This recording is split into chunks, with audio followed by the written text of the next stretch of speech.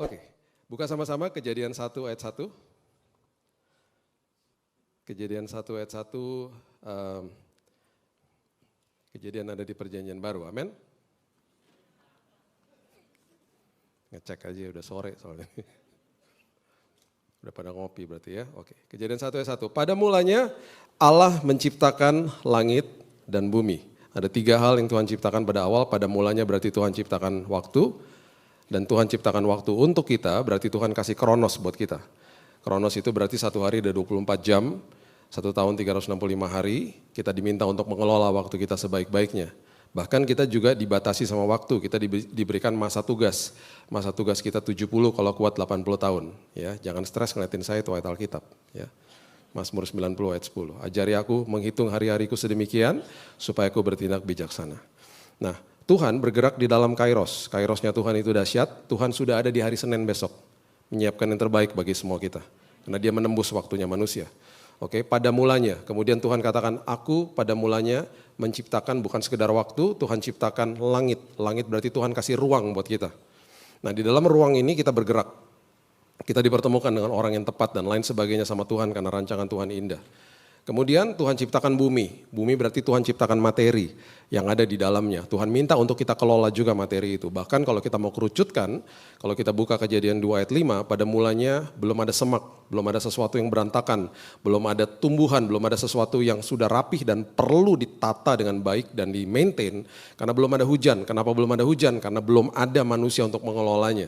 Pada awal manusia nggak pernah dikasih organisasi gereja. Manusia pada awal dikasih marketplace. Jadi besok masuk ke dalam pekerjaan kita, jangan bilang besok hari kerja. Jangan bilang hari ini hari kudus, besok hari kerja. Bukan, hari ini hari kudus di dalam gedung gereja. Besok hari kudus di dalam gedung kantor. Setiap hari hari kudus. Setiap hari kita dikuduskan Tuhan. Setiap hari kita menerima kekudusan yang indah dari Tuhan. Ya. Nah, setelah kita ngerti itu, kemudian setelah Tuhan ciptakan semuanya ini untuk manusia, Tuhan tempatkan GPS dalam hidup kita. Itu sebabnya manusia selalu searching for God, manusia selalu cari Tuhan. Pengkhotbah 3 ayat 11 mengatakan begini. Pengkhotbah 3 ayat 11 mengatakan begini, ia membuat segala sesuatu indah pada waktunya, kemudian bahkan ia memberikan apa? Kekekalan dalam hati mereka. Tuhan memberikan kekekalan dalam hati manusia. Ya. Tuhan kasih eternity within us. Itu sebabnya manusia pasti akan cari Tuhan. Karena manusia adalah ciptaan, dia akan cari penciptanya. Oke? Makanya ketika saya ngobrol sama teman saya agnostik dan satunya lagi ateis, bahkan yang ateis ini sudah tinggalin Tuhan, karena dia tadinya orang percaya tapi tinggalin Tuhan karena kecewa sama gereja. Ketika ngobrol sama mereka, saya udah tahu bahwa di dalam mereka ada kekekalan, mereka mencari Tuhan, dan bahkan orang-orang seperti begini, mereka tidak sadar, mereka bahkan mengilahkan, menjadikan Tuhan ketidakpercayaan mereka itu sendiri. Mereka bangga sama ketidakpercayaan mereka. Ketidakpercayaan mereka jadi Tuhan atas hidup mereka, bayangin. Karena orang-orang seperti begini akan cari sosok Tuhan. Akhirnya yang terjadi adalah mereka mencari sosok Tuhan dalam dunia. Bisa itu lewat uang, harta, jabatan, status, dan seterusnya. Ya, karena manusia diberikan eternity, diberikan kekekalan di dalam sini. Ngobrol. Saya nggak mau debat kusir sama mereka, karena saya tahu mereka lagi cari.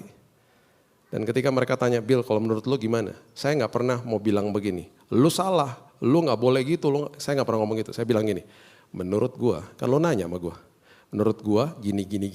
Udah gitu biarin dia ngomong lagi. Supaya apa? Terus balik sama saya, kalau nggak debat kusir mereka pergi nanti.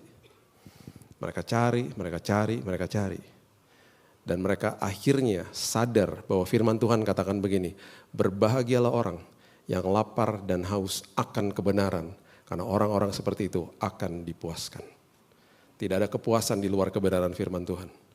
Dan akhirnya mentok toh, akhirnya setelah 6 bulan dua-duanya terima Yesus. Dua-duanya menjadi orang percaya. Bahkan mereka menjadi frontliners ketika ada orang-orang yang agak susah dikasih tahu, mereka yang ngomong duluan. Kenapa? Udah dikasih GPS dalam sini. Jadi hidup kita adalah perjalanan hidup. It's a road trip. Kita lagi jalan sama Tuhan.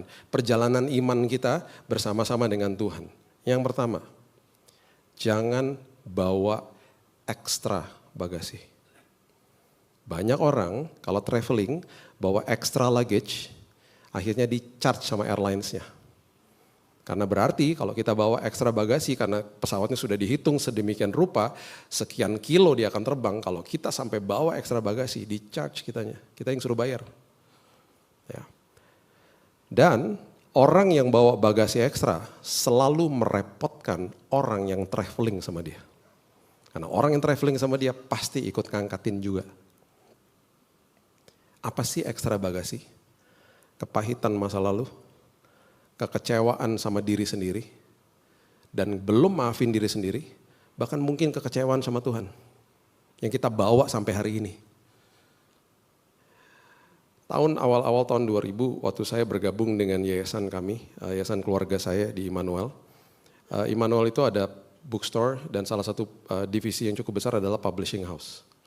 Saya punya 2 tante yang training saya waktu saat itu. Mereka adalah tante-tante saya yang udah kenal dengan banyak pembicara sejak tahun 70-an. Jadi mereka sudah menyadur buku-bukunya, mereka suka meeting sama mereka suka pergi ke Amerika, mereka meeting, mereka minta copyright-nya, kita terjemahkan dalam bahasa Indonesia. Itu sudah mereka lakukan dari tahun 60-an bahkan. Jadi mereka berteman sama tuh yang namanya Oral Roberts, Kenneth Hagin, T.L. Osborne yang lama-lama Reinhard Bonnke, itu temannya mereka dulu. Dan waktu zamannya saya, waktu tahun 2000, saya akhirnya kenalan sama siapa? Joel Osteen, John Maxwell, Miles Monroe. Itu orang-orang yang akhirnya Robert Morris dan lain sebagainya. Yang waktu saat itu kita berusaha untuk ambil bukunya. Joseph Prince gitu ya. Dan mereka bawa saya ke sana untuk meeting dengan authors-nya, dengan publishing house-nya. Tante saya, 2 tante saya ini, mereka sudah almarhum, mereka tidak menikah. Dan mereka adalah orang yang sangat generous. Mereka punya ponakan banyak banget karena sepupu saya banyak. Dan kita tinggal deket-deketan. Dan mereka adalah 2 tante yang demen banget beliin oleh-oleh buat ponakannya. Dan cucu-cucunya. Jadi kalau mereka pulang dari luar negeri, udah kebiasaan ada tradisi di rumah mereka buka koper. Semua diundang, makan malam, habis itu buka koper. Oleh-oleh bukan permen kecil-kecil begini, bukan. Dibeliin sepatu lah, dibeliin segala macam dan lain sebagainya. Dulu awal tahun 2000 kalau pergi ke luar negeri 32 kilo kali 2. Berarti 64 kilo satu orang. Kita kalau pergi bertiga berarti hampir 200 kilo. Jadi mereka belanja aja udah. Yang repot ngangkatin kopernya mereka, saya. Tante kebanyakan, udahlah Bill, kan cuma sekali setahun. Apalagi nanti kakak adiknya minta vitamin Centrum. Yang buat orang 50 tahun ke atas, beli banyak ya, karena cuma setahun sekali kesananya. Yang repot saya. Perhatikan ini baik-baik. Banyak orang yang hidupnya bawa extra baggage.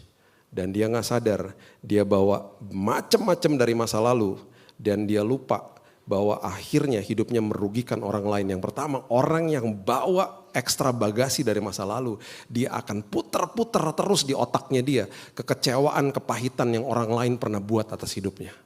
Bahkan dia mulai puter-puter rekaman-rekaman yang kejadian masa lalu, dia mulai rekam dalam hidupnya dan dia mulai membuat strategi. Kalau nanti gue ketemu sama orang ini, dia udah atur perkataan-perkataannya. Amsal 4 ayat 23 mengatakan begini. Jagalah hatimu dengan segala kewaspadaan. Karena dari situlah terpancar kehidupan. Dan orang seperti begini, dia mulai rekam semuanya. Semua benih yang tadinya hanya sekedar diberikan kepada dia, memang bukan salah dia misalnya. Tapi karena dibiarkan jadi akar kepahitan menjalar sangat jauh dan akhirnya bukan sekedar dia rekam dalam hidupnya. Dia mulai keluarkan kata-kata yang sangat busuk dari hidupnya. Pernahkah Bapak Ibu dekat-dekat orang yang kata-katanya negatif terus, mencibir terus, asumsi terus, sensitif terus. Roma 3 ayat 14 mengatakan begini, mulut mereka penuh dengan sumpah serapah. Mulut mereka penuh dengan sumpah serapah.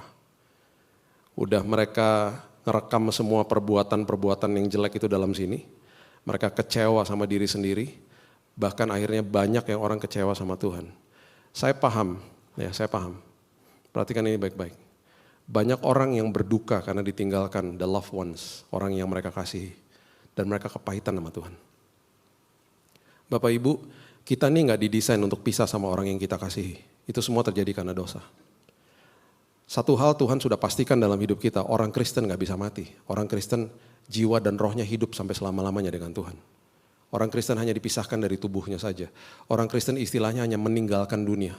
Makanya di Tesalonika dibilang gini, jangan berduka seperti orang yang tidak memiliki pengharapan. Karena di dalam Kristus satu hari kelak kita akan berjumpa kembali dengan mereka. Oke, memang kita gak didesain seperti begitu. Tetapi akhirnya kita kebingungan. Saya berduka bukan untuk orang yang pergi. Saya berduka untuk orang-orang yang ditinggalkan. Dan seringkali saya gak bisa ngomong. Dan saya juga akhirnya lemah akhirnya. Ngadepin kedukaan demi kedukaan. Dan akhirnya kita mengatakan kata-kata yang salah ketika kita pergi ke rumah duka. Please, perhatikan ini baik-baik. Jangan pergi ke rumah duka dan ngomong sama orang yang berduka. Bilang begini, kamu harus kuat. Enggak, dia gak harus kuat. Dia harus nangis hari itu. Dia harus nangis. Jangan sok mau menyempurnakan kondisi dan kita udah gak ngerti harus ngapain. Ini pesan saya, nasihat saya. Kalau ke rumah duka, dengerin kisahnya mereka. Nangis bareng-bareng mereka kalau perlu. Kasih pundak kita. Stop katakan kata-kata yang akhirnya membuat mereka makin kesel akhirnya. Kamu harus kuat ya. Dia juga tahu dia harus kuat, cuman dia gak bisa kuat hari itu. Akhirnya kita mengeluarkan kata-kata seperti begitu. Saya, waktu baru sembuh sakit, iman saya di sini. Waktu saya doain orang dan banyak teman-teman saya meninggal. Ada seorang anak yang dibawa ke lounge-nya gereja, umur 5 tahun. Saya doakan karena tumor di otak.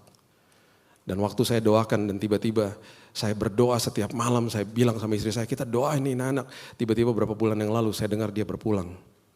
Dipanggil pulang sama Tuhan. Bapak Ibu pikir iman saya selalu di sini? Enggak juga. Iman saya jeblok juga. Bukannya berarti kalau iman saya di bawah saya mempertanyakan Tuhan dan tidak percaya sama Tuhan. Bukan. Iman saya lemah juga. Saya juga manusia. Saya juga lemes. Hari-hari seperti begitu. Enggak tahu mesti ngomong apa sama orang yang ditinggalkan. Tapi firman Tuhan bilang begini, Bill, aku adalah pemimpin dan penyempurna imanmu. I'm the author and the finisher of your faith. Tuhan tahu kita gak sempurna, Tuhan tahu kita gak mampu, tapi justru di dalam kelemahan kita itu kesempatan lihat kuasa Tuhan disempurnakan. Kita menyembah Tuhan yang sempurna. Dan hari ini dia melihat kita dari kasih karunia. Dan dia lihat kita semua anak-anaknya disempurnakan sama dia.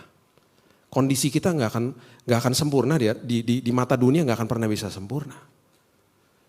Dan orang yang bawa extra baggage adalah orang yang sering kali ironisnya sakit-sakitan. Alkitab mengatakan Kisah Rasul 8 ayat 23. Kisah Rasul 8 ayat 23. Sebab kulihat bahwa hatimu telah menjadi seperti empedu yang pahit dan terjerat dalam kejahatan. Sakit. Mahlah, GERD lah, dan organ-organ yang lain kena terus akhirnya. Karena nyimpen ekstra bagasi dari masa lalu. Simpen sampah dari masa lalu.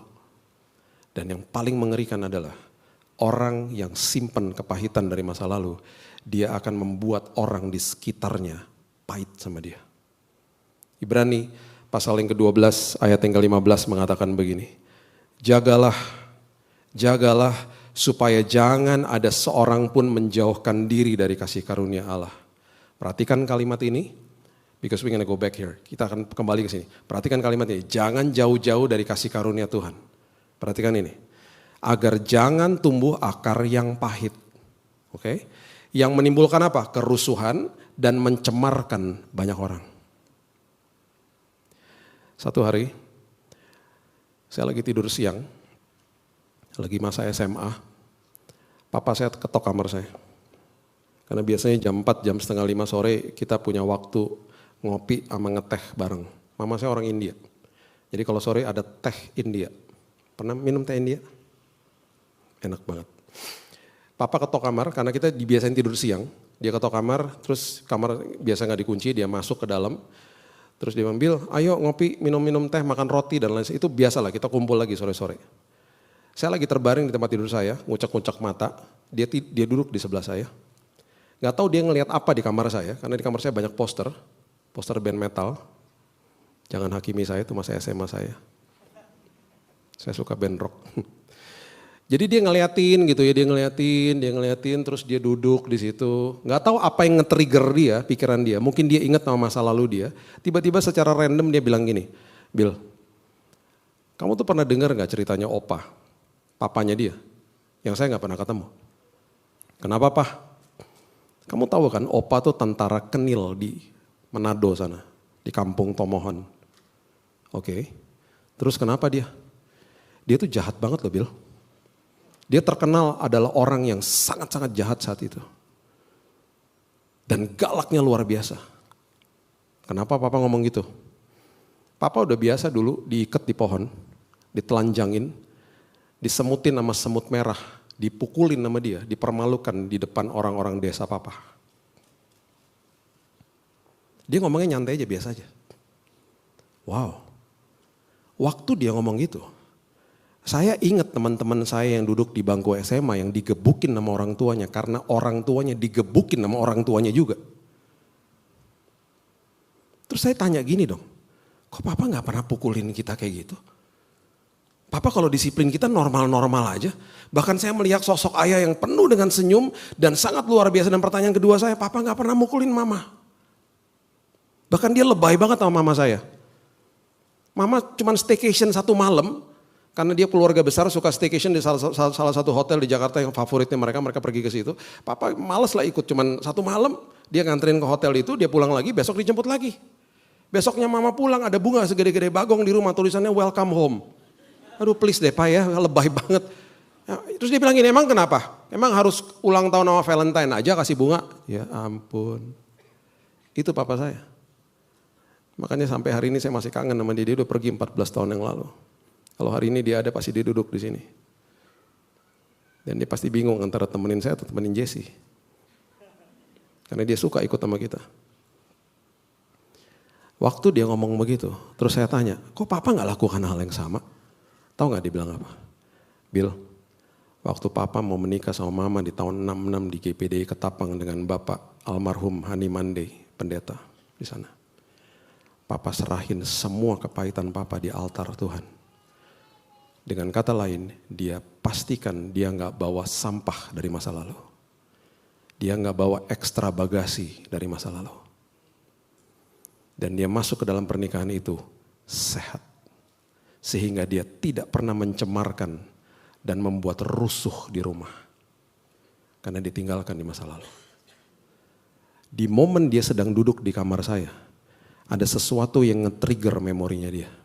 Sehingga dia ingat dan dicerita sama saya. Momen-momen seperti begitu yang nge-trigger kita. Sehingga kita ingat sama masa-masa lalu yang gak enak sama hidup kita. Seringkali bisa merupakan seseorang yang kita lihat. Dan orang itu mengingatkan kita sama orang yang pernah menyakiti kita. Tiba-tiba kita gak inget, kita gak kenal sama nih orang. Tiba-tiba kita bisa ngomong begini, gue gak suka tuh sama dia. Kenapa? Tahu tampangnya gak banget. Lu kok penghakiman banget sih gitu. Karena tiba-tiba itu orang ngingetin kita sama masa lalu.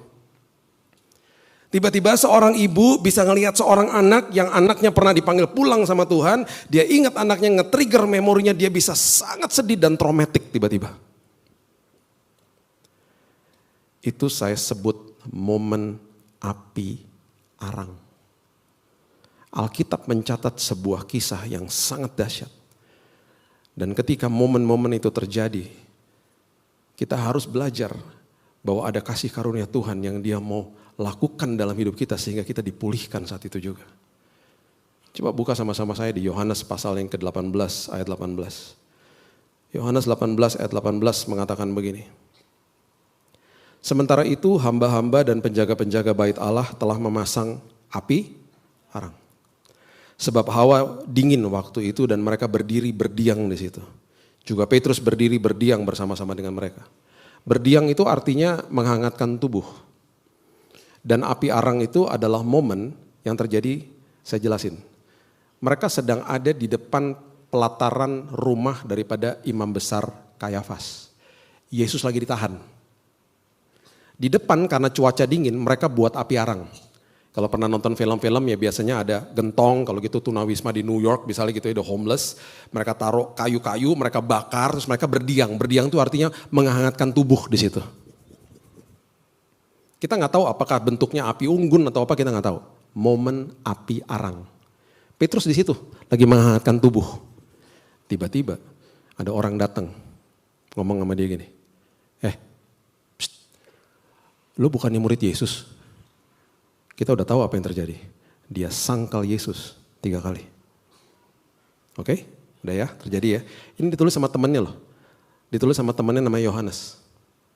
Yohanes adalah murid yang selalu fokus sama kasihnya Tuhan kepada dia, bukan kasihnya dia kepada Tuhan.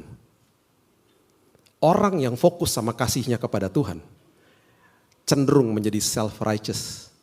Dan itu yang dilakukan sama Petrus. Dia selalu bilang gini, gak mungkin lah gue sangkal dia. Gue paling sayang kok sama dia. Itu kira-kira narasi dia begitu. Kalau Yohanes enggak.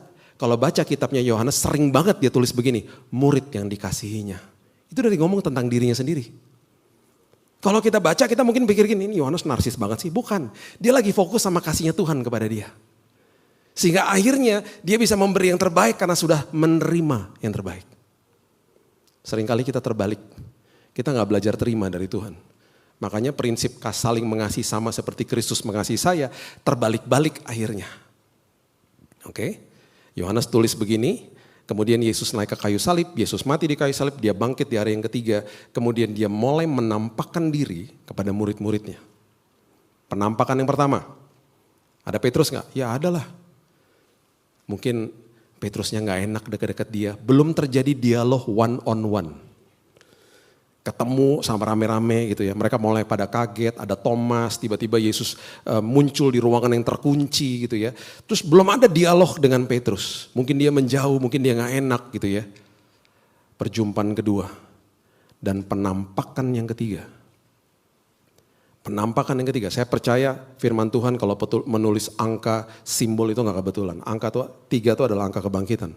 Penampakan yang ketiga, itu terjadi di tepi Danau Tiberias. Kepada siapa? 7 murid. 7 angka sempurna. Siapa 7 muridnya? Petrus, Yohanes, makanya Yohanes yang tulis. Yakobus, Nathanael, Thomas, ada 2 murid lagi gak disebut. Mereka lagi menjala ikan. Di tepi Danau Tiberias, Yesus lagi masakin mereka makanan pagi, breakfast. Breakfastnya apa? Roti campur ikan. Atau yang kita kenal hari ini, panada. Yang ketawa orang Manado, yang gak ngerti tanya apa sih panada? Makanya gaul sama orang Manado ya.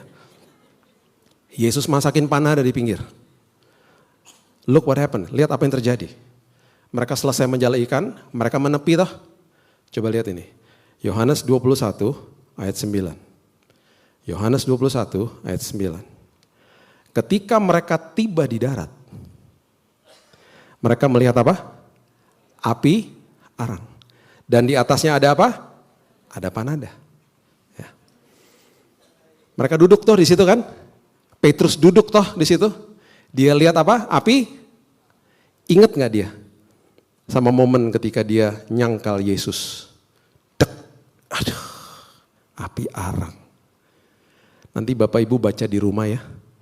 Kelanjutan dari kisah Yohanes 21.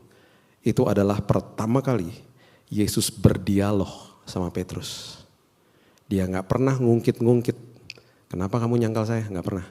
Dia tanya 3 pertanyaan yang sangat indah. Dia bilang gini, kamu sayang gak sih sama saya? Karena aku terlebih dahulu telah mengasihi dirimu. Bapak Ibu tahu apa yang terjadi? Di momen api arang, di momen ketika kita ke-trigger memori kita, ingat tentang masa lalu. Tuhan mau step in di situ, Tuhan mau intervensi, dia mau katakan begini, ingat kasih karuniaku cukup bagimu. Lepaskan pengampunan buat orang itu. Gak penting. Kamu hidup hanya sementara. Kalau kamu pernah kecewa sama dirimu sendiri, ingat aku gak pernah tuduh kamu. Kalau kamu pernah jatuh dalam dosa, yang aku datang dan kalau Roh Kudus datang, aku hanya mengingatkan perbuatanmu.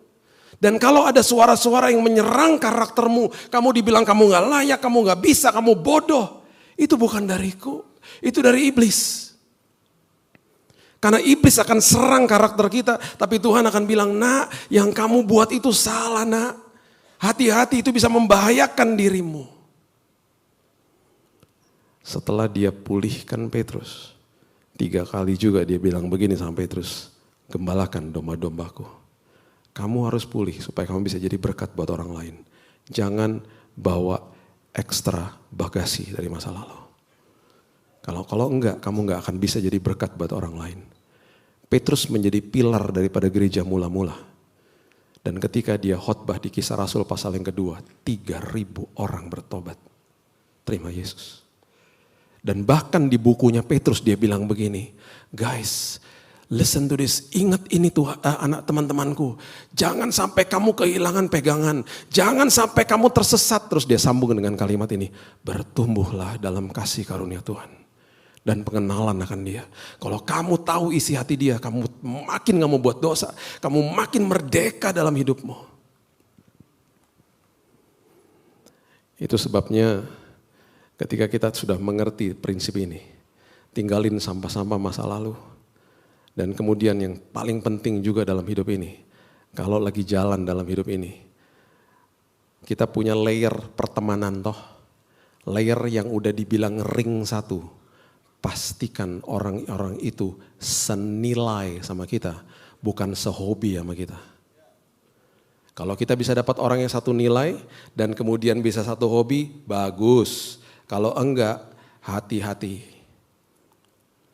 Amsal 13 ayat 20 mengatakan begini.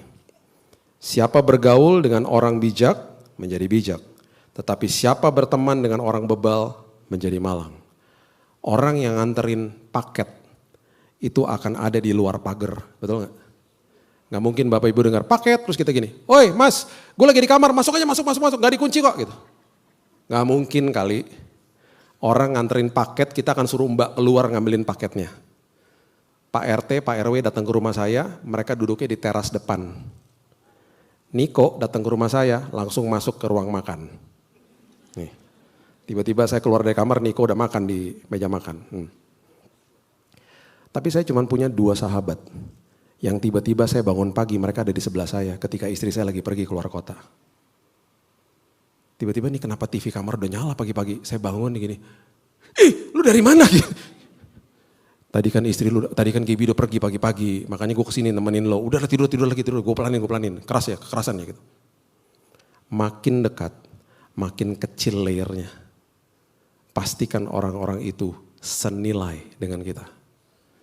Dan yang berikutnya, kalau lagi jalan, pinjem petanya orang. Banyak orang ya, saya pernah ketemu nih sama anak 22 tahun, teman saya dulu. Dia bilang gini, Kak Billy, aku lagi pacaran nih Kak sama orang yang tidak seiman, gimana ya Kak? Ngapain sih wasting your time banget? Gak usah lah, orang seiman aja banyak yang sepadan kok, ngapain sih lu gitu. Thank you ya Kak udah dikasih tahu. Nah tapi dilanjutin terus, jadi gini nih, analoginya gini. Saya baru pulang, baru jalan, baru kembali dari jalan yang buntu tuh. Jadi saya balik dong karena buntu kan, lagi balik ada orang datang gini ke depan saya. Terus saya tanya mau ke mana? Mau ke situ. Jangan buntu. Terus orang yang dikasih tahu buntu ngomong gini, makasih ya udah kasih tahu saya buntu, tapi nggak apa-apa saya akan jalan terus. Lihat aja entar gimana. Lihat aja entar gimana tetap buntu. Halo. Lu mau bilang lihat aja ntar gimana, pasti lu juga akan balik juga, ngapain wasting your time. Kalau udah ada U-turn, kalau kita salah jalan, segera putar balik, jangan tunggu setengah jam, makin lama baliknya. Sadar dan bertobat, Kisah Rasul katakan. Dia bilang apa? Thank you ya Kak, udah dikasih tahu, tetap jalan. Berapa bulan setelah balik lagi nangis-nangis, Kak aku dibohongin, ya kan gue udah bilang. Makanya kejar persiapan. Bukan hari pernikahannya. Makanya orang yang di konseling itu dia lagi pinjem peta sama orang yang udah pernah nikah. Kan orang itu belum pernah nikah. Gimana sih caranya gitu. Dia lagi nanya. Makanya persiapan butuh waktu. Persiapan itu sangat dahsyat dan janji gak bisa menggantikan persiapan. Janji nikah di depan sini gak bisa gantikan persiapan. Orang banyak berpikir, kalau nanti saya janji di depan altar through better and through worse, itu akan menjadikan semua oke. Enak aja. Seorang pemain gak bisa bilang sama coachnya, coach saya akan berikan yang terbaik, saya akan main paling bagus, tapi dia gak pernah latihan. Ya gak bisa main bagus lah.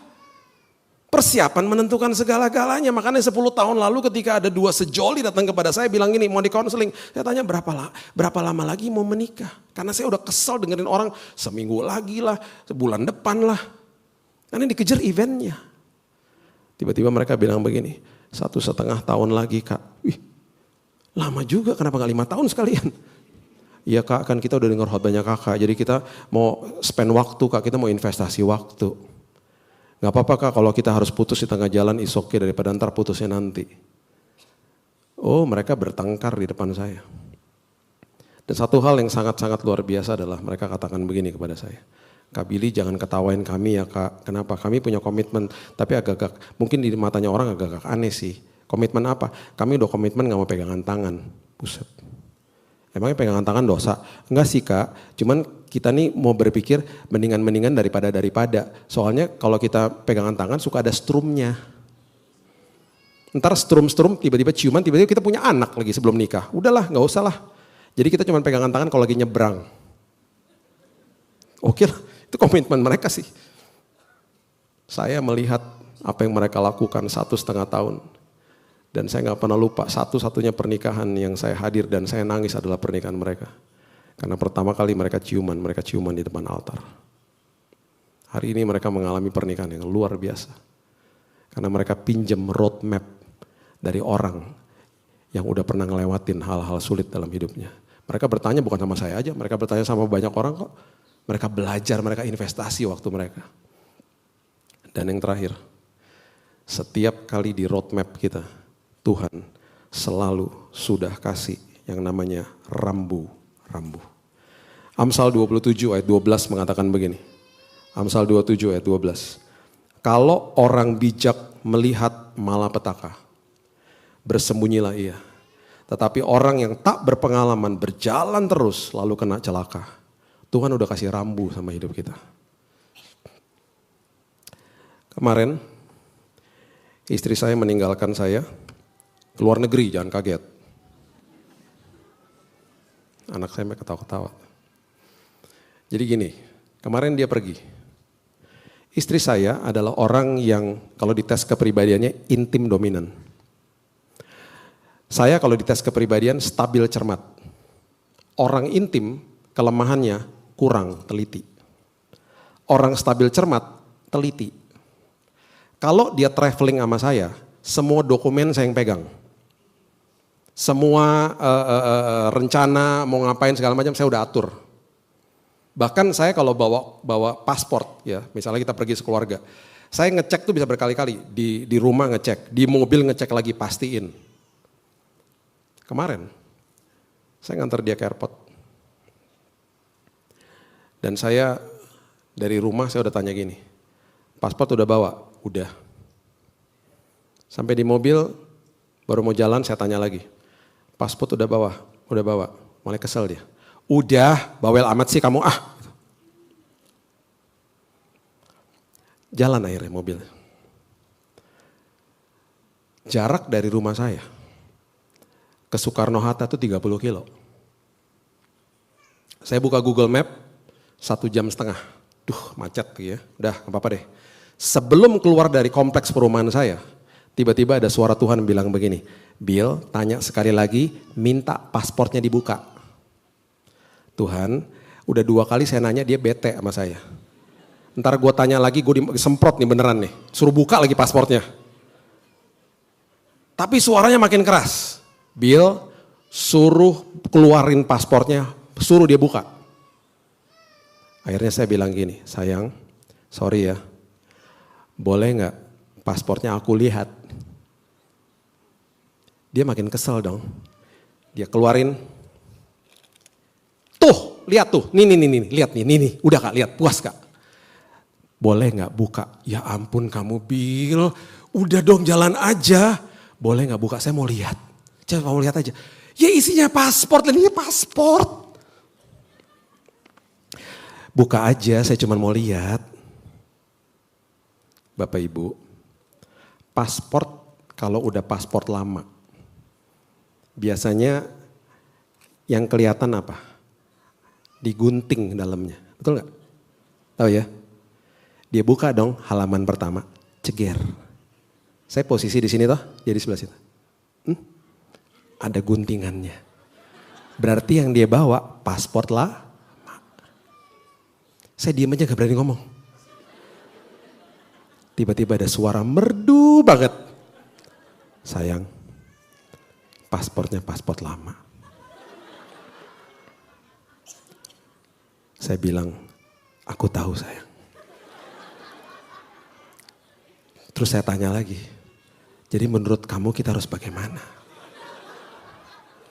Ya pulanglah. Oke sayang, kita pulang. Terus saya bilang gini, untung kan masih di kompleks perumahan, kamu bisa bayangin gak?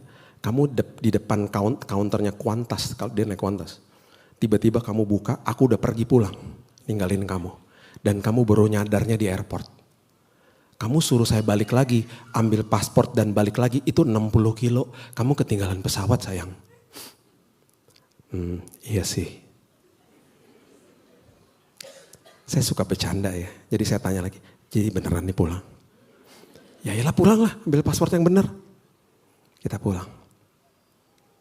Sampai di rumah dia ambil paspor. Dia keluar, dia masuk ke mobil lagi. Saya masih gak mau percaya. Jangan-jangan ntar diambil paspor saya lagi. Ya. Kan saya teliti orangnya.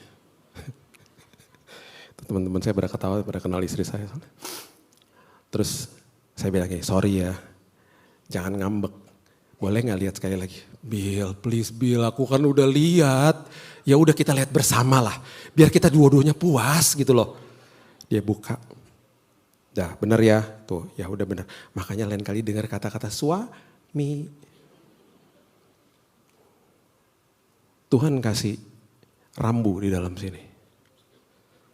Dan kalau Tuhan kasih rambu, waktu saya cek Google Map-nya, ternyata diarahin ke jalan yang lain. Saya bilang ini, makasih ya Tuhan. Mungkin aja di jalan yang tadi saya mau pergi ada bahaya, saya gak tahu. Tuhan bisa rubahin semuanya. Kalau kita dengar rambunya dan lihat rambunya. Saya tutup sama kisah nyata ini. Kami mendarat keluarga kami di kota namanya Calgary di Kanada. Saya udah biasa ke negara itu, bahkan dulu saya nikahnya di sana juga karena mertua saya dulu tinggal di sana, keluarga istri saya juga masih banyak di sana. Tapi kami biasa ke kota namanya Vancouver. Saya nggak pernah ke Calgary waktu saat itu. Jadi saya ke Calgary karena ada undangan dari seorang hamba Tuhan. Saya ke sana, dia bilang, Bill nanti lu sampai di airport, lu pesan mobil, ya, lu rent a car, udah gitu lu ketemu gue di tengah kota, dan kita makan siang. Oke, saya sewa mobil, saya masukin koper-koper semuanya di dalam mobil, dan kemudian kita pergi ke tengah kota, ke downtown. Belum check-in. Saya cari tempat parkir nggak dapat. Tiba-tiba ada satu tempat kosong. Ya udah parkir di situ aja. Puji Tuhan dapat tempat kosong, parkir. Parkir saya langsung makan. Selesai makan 2 jam di restoran, selesai. Saya mau check-in ke hotel, kita kembali ke mobil. Tiba-tiba mobilnya hilang. Mobilnya nggak ada. Seperti biasa, seorang istri bilang begini, nggak di sini parkirnya, di sini sayang. Kita harus tahu ya, pria itu jagoan visual, wanita jagoan ngomong. Makanya dulu ya, udah kejadian berkali-kali kalau parkir di mall misalnya, parkir di B1, istri saya suruh jalan, kamu jalan duluan. Karena saya jago visual, kita laki-laki jago visual. Parkir di B1, kita masuk ke dalam mall, kita udah tahu liftnya naik ini, pas keluar di mall kita udah tahu tokonya patokannya ini, ntar keluar lewat sini. Waktu balik begitu juga dong, patokannya ini, biasalah ibu-ibu kan. Bukan di situ parkirnya, udah sayang di sini ikutin aku. Bukan di situ, Tuhan bungkam mulutnya, Tuhan bungkam mulutnya. Tuhan tolong dia Tuhan. Bukan di situ, ngomong terus, di sini sayang, udah ikut aja. Tuhan jamah mulutnya Tuhan. Bukan di situ. Akhirnya ketemu gak mobilnya? Ketemu kan? Tahu gak pas mobilnya ketemu, istri saya bilang apa? Tadi gak di sini parkirnya? Tadi gak di sini? Emangnya dipindah-pindahin satpam? Dari tadi juga di sini sayang. Enggak, tadi enggak di sini. Di sini. Kenapa sih kamu enggak mau ngakuin aja? Kamu yang salah gitu. Ya udah, masuk mobil aja. No, my wife is a beautiful wife. Saya lagi mumpung enggak ada dia nih, jadi saya bisa ngomongin. Cuma ada anak saya di sini. Tadi saya udah bilang, tadi aku udah cerita paspor. Makanya kan ada hikmahnya kan, ada berkatnya, kamu bisa bagiin ke jemaat kan. Emang kamu ngomong apa aja, udahlah pokoknya kamu bagus lah, pokoknya kamu akhirnya sadar ceritanya gitu. Dan kamu tuh sangat luar biasa, udahlah pokoknya gitu aja. Dah, mobil hilang toh. Dia cari-cari ke tempat lain, memang di situ parkirnya. Akhirnya saya telepon 911. I wanna report a stolen car, mobil saya hilang. Terus ditaruh di on hold, oh bentar kami cek. Dia lagi cek, tiba-tiba saya lagi berdiri di situ, saya lihat-lihat, ternyata ada rambu di situ, kecil rambunya, tulisannya gini, loading zone. Anyone park here will be towed away. Ini tempat untuk bongkar muatan. Jadi kalau ada yang parkir di situ akan segera diderek. Ini bukan tempat parkir. Saya baru nyadar, ya elah mobil gue diderek dong berarti. Si masnya balik lagi ke telepon, saya bilang gini, sorry. Sekarang saya berpikir kayaknya mobil saya diderek nih. Oh gitu? Anda parkir tempat yang salah, sepertinya begitu. Bentar saya cek lagi. Bener, dia bilang itu. Betul. Mobil kamu ada di jalan ini ya, betul. Mobil kamu ini nomor polisi ini, iya betul. 1 jam lalu diderek. Sore nanti bisa diambil di tempat dikasih tahu lokasinya. Bapak Ibu tahu dendanya berapa? 1,8 juta. Cuman gara-gara saya nggak lihat rambunya. Dan saya paling kesal sama mbaknya saat sore hari itu. Karena saya bilang gini sama mbaknya, Mbak, kayak di Jakarta dong, rambu tuh gede-gede. Kenapa sih rambu tuh kecil-kecil banget gitu loh di sini? Saya kan jadi nggak bisa lihat, tau nggak dia ngomong apa? Tapi kan ada. Bapak aja nggak lihat. Kesel banget saya. Saya masih inget tuh mukanya dia. Tapi saya udah pastikan saya nggak bawa bagasi ekstra karena saya udah lepaskan pengampunan buat dia. Saya cuma mau kasih tahu sama kita. Perhatikan rambunya. Tuhan seringkali kasih damai sejahtera, kasih sukacita, dan kalau sampai ada pintu-pintu ditutup, itu berarti ada bahaya di balik itu. Mengucap syukurlah, kita hanya membutuhkan 1 pintu dibukakan sama Tuhan dan terjadi terobosan dalam hidup kita. Enjoy your road trip sama Tuhan. Berikan dia tepuk tangan yang luar biasa.